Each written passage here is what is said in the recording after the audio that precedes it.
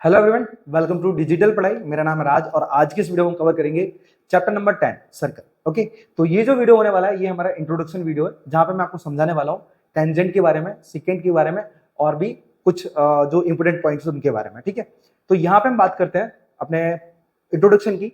तो as it यहाँ पर क्या है, हमारे पास जितने भी थियरम्स वगैरह आने वाले हैं मैं ये सब कराने वाला हूँ और फिर साथ साथ एक्सरसाइज भी कराऊंगा। ठीक है, तो एज इट ये जो वीडियो रहेगी ये सिर्फ प्रॉपर इंट्रोडक्शन वीडियो रहेगी। ठीक है, चलिए हम कंटिन्यू करते हैं। अब यहाँ पे मैं बात करूं, जस्ट वेट फ्यू मिनट। देखिए, तो सबसे पहले हम बात करते हैं एग्जैक्ट ये जो लाइंस हैं, ये जो आपको लाइन दिख रही है, जैसे यहाँ पे एक लाइन सिर्फ सर्कल को टच करके जा रही है, दूसरी इंटीरियर ऑफ द सर्कल है और तीसरी हमारे पास आउटर ऑफ द सर्कल है। ठीक है, सो कहने का मतलब इन तीनों लाइन को हम क्या बोलेंगे उसके बारे में बता रहा हूँ। ठीक है, तो सबसे पहले हमारे पास ये जो लाइन है वो सर्कल को एक भी बार टच नहीं कर रही है, तो इसे हम बोलेंगे नॉन इंटरसेक्टिंग लाइन। ठीक है, क्योंकि टच नहीं कर रही इस वजह से, तो यहां पे हम लिखेंगे नॉन इंटरसेक्टिंग लाइन। ठीक है, तो पहले वाले का ये आंसर होगा नॉन इंटरसेक्टिंग लाइन।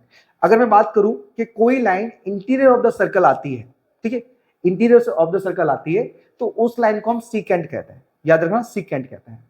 और यहां पे ना तो ये डायमीटर कहलाएगा, ना ही हमारे पास रेडियस बोल सकते हैं इसको, ये सिर्फ रहेगा सीकेंट। ओके, अब बात करते हैं थर्ड वाले की। थर्ड वाले में हमारे पास क्या है कि जब भी कभी कोई लाइन सिर्फ सरकमफ्रेंस, मतलब हमारे पास क्या, सिर्फ सर्कल को एक पॉइंट पर टच करके जाएगी, उसे हम बोलते हैं टेंजेंट। ठीक है, टेंजेंट, मैं यहां पे लिख दे रहा हूं टेंजेंट। चलिए, सो हम कंटिन्यू करते हैं दूसरे पेज की तरफ।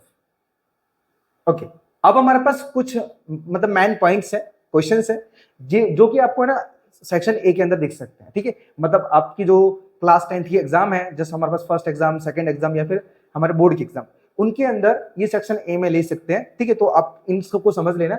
सबसे पहले हमारे पास क्या दिया है, एक सर्कल दिया है और कुछ क्वेश्चन है। उन क्वेश्चन के आधार पर हम यहाँ पे इनके आंसर देंगे।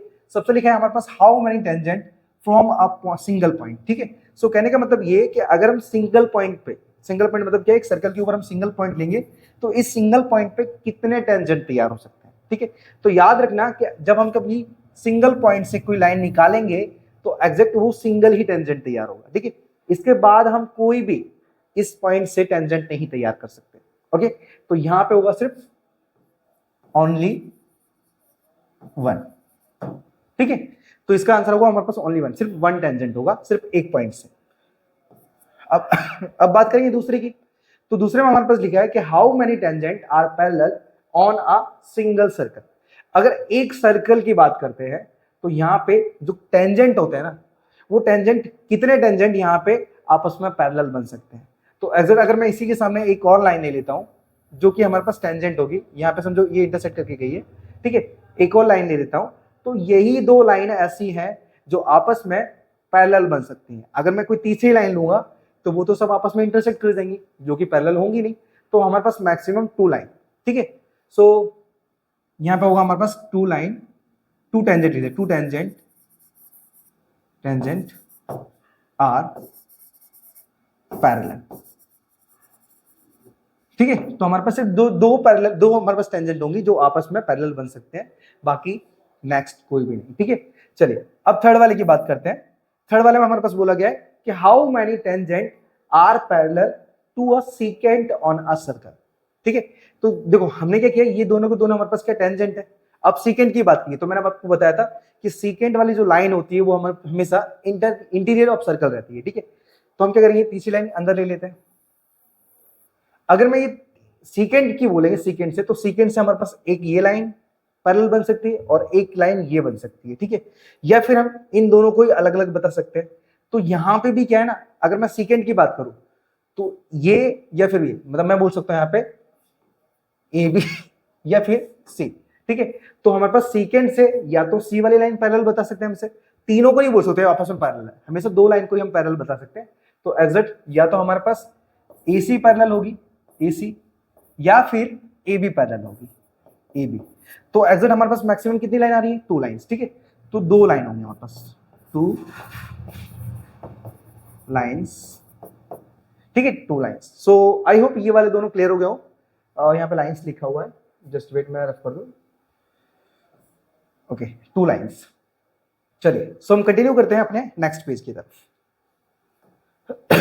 अब यहाँ पे नेक्स्ट क्वेश्चन और है, तो उन क्वेश्चन की हम बात कर लेते हैं।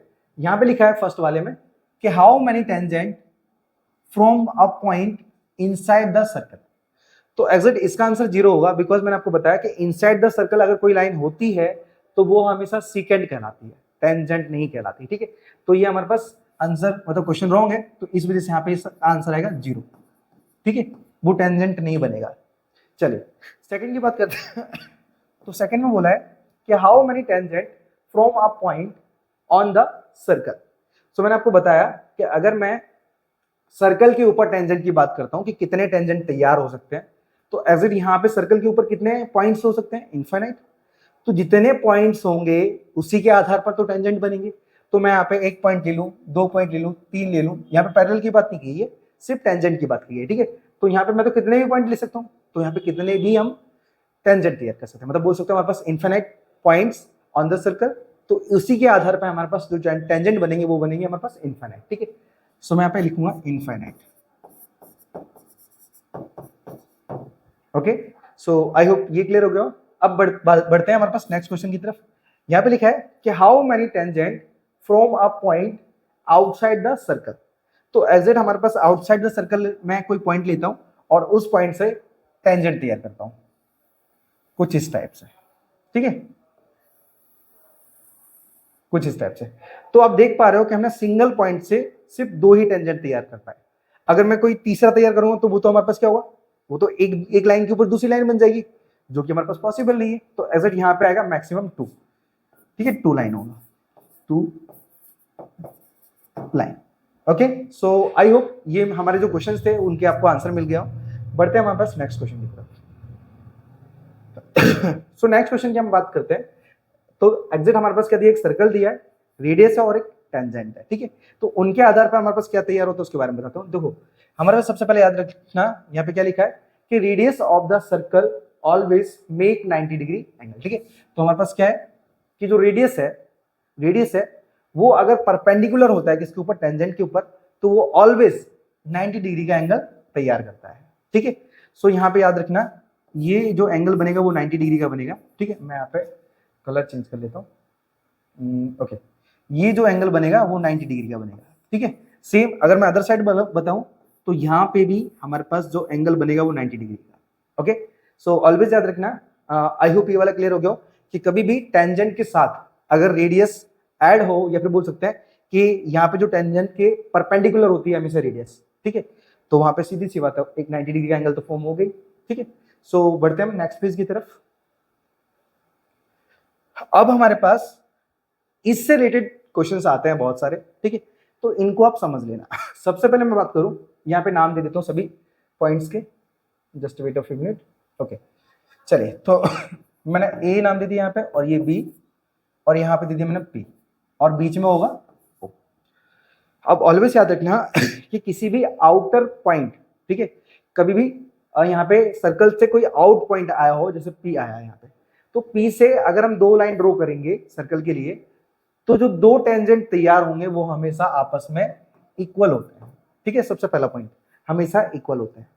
दूसरी बात, जो हमारे पास बीच में लाइन दिख रही है आपको ओपी, ये जो ओपी लाइन है वो 2 एंगल को बाइसेक्ट करती है। ठीक है, एक तो एंगल पी को, तो हमारे पास जो एंगल एम है और जो एंगल एन है वो हमेशा दोनों इक्वल होंगे। ठीक है, एंगल एम और एन हमेशा इक्वल होंगे, पहली बात। दूसरी बात, यहां पे भी आप देख पा रहे हो कि जो ओपी है वो ए ओ बी, मतलब ये जो एंगल है इसको भी बाइसेक्ट कर रही है, तो यहाँ पे भी ये जो एंगल होंगे वो भी आपस में कैसे होंगे, इक्वल होंगे। ठीक है, ऑलवेज याद रखना, और इनसे रिलेटेड बहुत सारे क्वेश्चन आते हैं।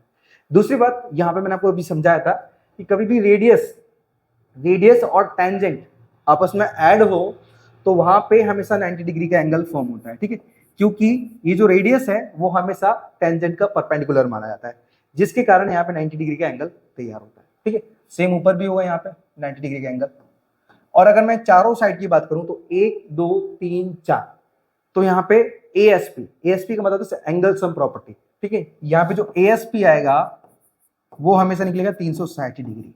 ठीक है, क्योंकि यहाँ पे 4 साइड की वजह से वो क्वाड्रिलेटरल बन गया है, और क्वाड्रिलेटरल का जो एंगल्स होते हैं, मतलब सम ऑफ ऑल एंगल्स होते हैं ना, वो हमेशा आता है 360 डिग्री। ठीक है, सो आई होप ये जो इंट्रोडक्शन वीडियो में आपको टोटली क्वेश्चंस के आपको जवाब मिल गए हो। इन पे थोड़ा सा ध्यान रखना, बिकॉज इनमें से सेक्शन ए में मस्ट भी क्वेश्चन आते हैं। ठीक है, चलिए सो हम बढ़ते हैं अपने थ्योरम की तरफ, और वो हमारे पास नेक्स्ट वीडियो में आपको मिलेगा। तो यहाँ पे मैं आपके लिए प्लेलिस्ट लिस्ट तैयार कर दूंगा, जिसके अंदर चैप्टर वाइज चैप्टर और आपके लिए सॉल्यूशन निकाल दूंगा। ठीक है, सो मिलते हैं नेक्स्ट वीडियो में, तब तक के लिए राधे राधे।